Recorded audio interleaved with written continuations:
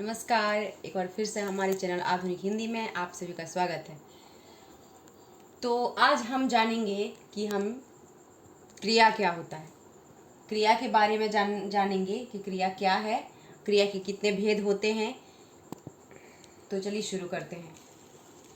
क्रिया क्रिया तो हम लोग जानते हैं कि किसी काम का करना या होना क्रिया कहलाता है। किसी काम का करना या होना ये क्रिया है। चाहे कुछ भी काम हम करें, हंसें, रोएं, उठे, बैठे, जागे, कुछ भी, वो क्रिया है। लेकिन हमारे एक स्टूडेंट का सवाल था कि मैम क्रिया का करना तो समझ में आता है, लेकिन क्रिया का होना क्या होता है? क्योंकि क्रिया तो हम करते हैं, लेकिन वो होता कैसे है? तो क्रिया का होना, करना जो है वो हम करते हैं। क्रिया का करना यानी उसको हम करते हैं, वो क्रिया का करना कहलाता है। लेकिन जिसे हम नहीं करते हैं, अपने आप हो रहा हो, वो क्रिया का होना कहलाता है। जैसे जैसे नदियां बह रही है, नदियां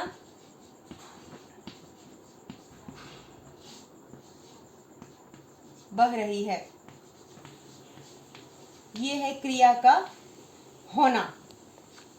ये क्रिया का इसे क्रिया का होना कहते हैं, क्योंकि ये हम नहीं करते हैं। वर्षा हो रही है, ये सब क्रिया का होना है। लेकिन हम खा रहे हैं, हम खा रहे हैं, ये क्रिया का करना कहते हैं इसे, क्योंकि इसे हम करते हैं, इसे मनुष्य करता है। इसीलिए इसे कोई प्राणी जब करता है तो उसको क्रिया का करना बोलते हैं। लेकिन जब अपने आप होता है प्रकृति के द्वारा, उसे क्रिया का होना बोलते हैं। तो क्रिया, ये तो था क्रिया क्या है, क्रिया किसे कहते हैं। अब है क्रिया के भेद। तो हम जानते हैं कर्म के आधार पे क्रिया के दो भेद हैं। दो भेद, कर्म के आधार पर क्रिया के दो भेद हैं। एक है सकर्मक और दूसरा अकर्मक।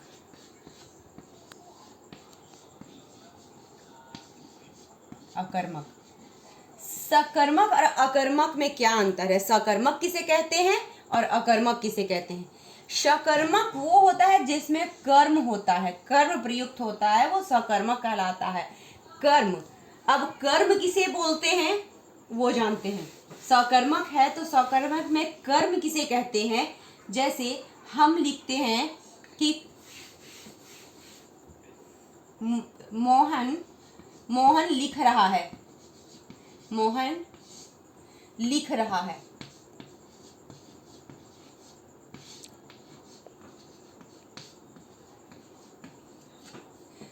यहीं पे हम दूसरे शब्दों में लिखेंगे मोहन पत्र लिख रहा है।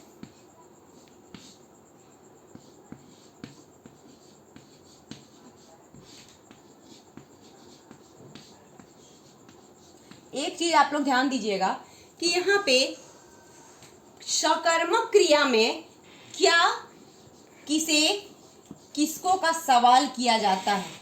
इसमें आप क्या, किसे, किसको, क्या, किसे सवाल करेंगे तो इसका अगर जवाब हमें मिल जाए तो वो सकर्मक क्रिया कहलाता है। जैसे मोहन पत्र लिखता है, इसका, या मोहन पत्र लिख रहा है, इसका हम अगर क्वेश्चन बनाएंगे कि मोहन क्या लिख रहा है, मोहन क्या लिख रहा है, तो इसका जवाब आता है कि मोहन पत्र लिख रहा है। इसका जवाब आ रहा है मोहन पत्र लिख रहा है। तो ये सकर्मक क्रिया है, क्योंकि इसमें हमको क्या का जवाब मिला, यानी इसमें कर्म है, इसमें कर्म है। ये पत्र कर्म के रूप में है इसमें, इसलिए ये सकर्मक क्रिया है, क्योंकि इसमें हमको क्या का जवाब, ये बहुत आसान सा ट्रिक है कि क्या का जवाब अगर मिल जाए, किसे का जवाब अगर मिल जाए तो वो सकर्मक क्रिया कहलाता है। यही इसमें हमें जवाब नहीं मिलता है। यही हम मोहन लिख रहा है, तो इसमें अगर हम क्वेश्चन करते हैं कि मोहन क्या लिख रहा है, तो इसमें हम कोई जवाब नहीं आता। मोहन लिख रहा है, कुछ तो लिख रहा है, लेकिन क्या लिख रहा है उसका कोई जवाब हमको नहीं मिल रहा है। वो पत्र भी लिख रहा होगा, वो अपने क्लास का कुछ वर्क कर रहा होगा, तो इसमें कोई जवाब हमको नहीं मिल रहा है कि वो क्या लिख रहा है। इसीलिए ये अकर्मक क्रिया है, क्योंकि इसमें क्या, किसे, किसको, कोई जवाब इसका मेरे पास नहीं है। ये सवाल का ये इसमें क्वेश्चन करने पे कोई जवाब नहीं मिल रहा है, यानी ये अकर्मक है। यहीं पे अगर हम पत्र लगा देते हैं, सिर्फ पत्र लगा देने से ये सकर्मक क्रिया होता है। तो उम्मीद है कि आप लोग अकर्मक और सकर्मक को समझ गए होंगे। एक साधारण सा ट्रिक अपनाइएगा कि क्वेश्चन करके एक बार जरूर देख लीजिएगा कि क्या जवाब उसका आ रहा है, तो उसमें आप खुद ब खुद समझ जाएंगे कि ये सकर्मक क्रिया है या अकर्मक। अब इससे आगे है कि सकर्मक और अकर्मक क्रिया में भी उसके भी भेद होते हैं, एक कर्मक और द्विकर्मक। सकर्मक क्रिया है तो उसमें भी एक कर्मक और द्विकर्मक होते हैं, लेकिन ये एक कर्मक और द्विकर्मक क्या है ये हम नेक्स्ट वीडियो में देखेंगे। तब तक के लिए धन्यवाद।